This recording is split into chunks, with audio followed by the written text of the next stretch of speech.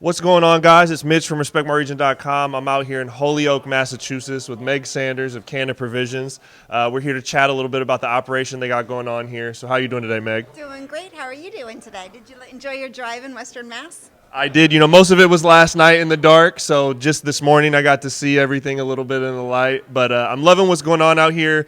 Cannabis is clearly changing communities all across the country right now. Driving out here, it's a lot of history, a lot of buildings that look like they haven't been touched in a while, a lot of stuff that's getting remodeled, which clearly what you guys have done here. So what was so special about this location that we're in right now, and what did you guys do to, preserve the history while updating it to the 2020s? I think the most important thing to realize, always in a local municipality with cannabis, there are definitely zoning. So this is part of the area of which we're allowed to be in. So let's start there. But I could say my partner Eric Williams and I are super passionate about urban redevelopment. And when you understand the history of what's happened in Holyoke, how what's the right word? Let's just say it was the wealthiest city in America at one time. And it was thriving off of all of this manufacturing and all of these mill buildings. So you're standing in a paper mill, of which there was a giant, 2-story paper vat, which I always joke, I'm like, I don't know, probably bodies fell in there and we'll just never know about it. But it was just a really cool historically building, and it's also really uniquely built to hold heavy machinery on all the floors. So it has amazing architecture, it has amazing history. It is where Yankee Candle actually has some origin stories from here. It was an artist colony at one point, and this is just an amazing space to really honor where we are, to make sure that everything you see in the store, it was either harvested here or from nearby buildings, so that we kept the look and feel of what this place is. We didn't paint the back wall. We didn't refinish the floors. We coated them because they're amazing and there's all kinds of stuff on it. So I just feel like Holyoke is using cannabis in a thoughtful way from an industry perspective to help bring income back, to help with jobs, tax roll. All these amazing mill buildings are getting refurbished, and we just hope we see a lot more of that continue in Holyoke. I love that. And so not only you guys have the dispensary here, you also have the offices next door. So you guys have brought not only, dispensary jobs, but a lot of your, admin work here. So what does it mean to kind of bring that? Obviously, then you got salaries that are tax dollars are trickling into this community. People are spending that money here. But what does it mean to you to provide job opportunities out here in this area? Well, it's very much needed, and even now, where there's a lot of jobs openings and not a lot of employees that are applying for them, it's a tough time to be hiring.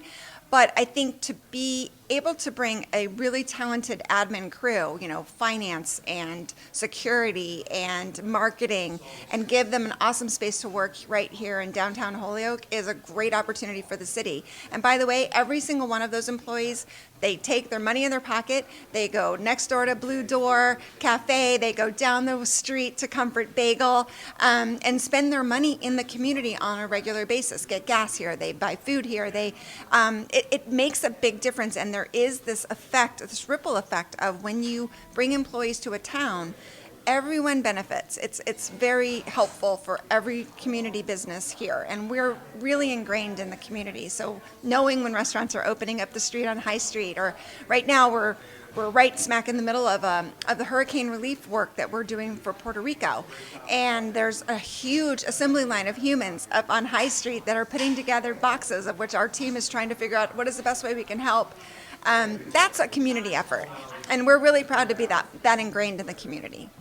I love that. And then also, beyond just the involvement in the community, I know you do a really good job curating the brands you have here, not just for the products that they have and the product types, but making sure you're aligned with companies that have similar values, which a lot of people talk about, but a lot of people may actually walk the talk. So if you could just, kind of give me a little bit of information on that. Obviously, we're sitting in front of, your guys' Smash line, which you do in conjunction with the legendary Chem Dog, but obviously outside of that, you guys host a variety of products that you guys don't manufacture or cultivate in-house. So what goes into choosing these products and who you align with and why? I think first and foremost, we want to support companies that have bootstrapped themselves together, family operations, obviously social equity. It's a huge focus of ours. And I think the thing that is important about that is I know for sure when you support little small businesses and really provide a space for them and work with them on, yeah, they might have to charge a little bit more to you because they're small, and you're able to figure that out with them, that helps the industry thrive. It brings on innovation. It brings on new products. Coast Cannabis is a great example. I mean, truly a family operation, bootstrapped together, and look at them now. They're killing it, and I'm so proud that we were early adopters of their brand. Gibby's Garden is just a true craft little grow, and they are putting out amazing flower, amazing extracts. So I feel like those commitments and being thoughtful and aware of, you might not be able to buy hundreds of pounds from them. You might be lucky to get 100 pounds all year, if you know. That is a commitment that we will always stand behind to support the little guy, to support small business. Not that we're not thoughtfully working with some of the MSOs, but really our focus is we want to highlight these individuals who've worked really, really hard with not a lot of money, not big investors, to build their brands. And by the way, they're producing amazing things. This isn't a charity case. Their products are amazing. That's really what our focus is. Obviously, women-owned, veteran-owned. I mean, there's just so many areas where we want to make sure that all the things that we find important about this industry, we're supporting. And we're not just supporting by lip service. We actually are supporting by actually writing pretty good size checks to them to buy their products. I love that. Providing a platform for these brands and doing something what you guys are doing. I really, really appreciate that. I've had you on the podcast previously and very thankful for you guys to have us out here. Check out the store, check out your grow. I'm excited to see some more stuff today. We are on the North American Weed Tour looking at the best in legal cannabis across the map. We're out here in Massachusetts. Again, Holyoke, Canna Provisions, Meg Sanders. Thank you very much for talking to me today. Thank you so much. It's a pleasure to see you. Awesome. Well, we'll be back with more content soon.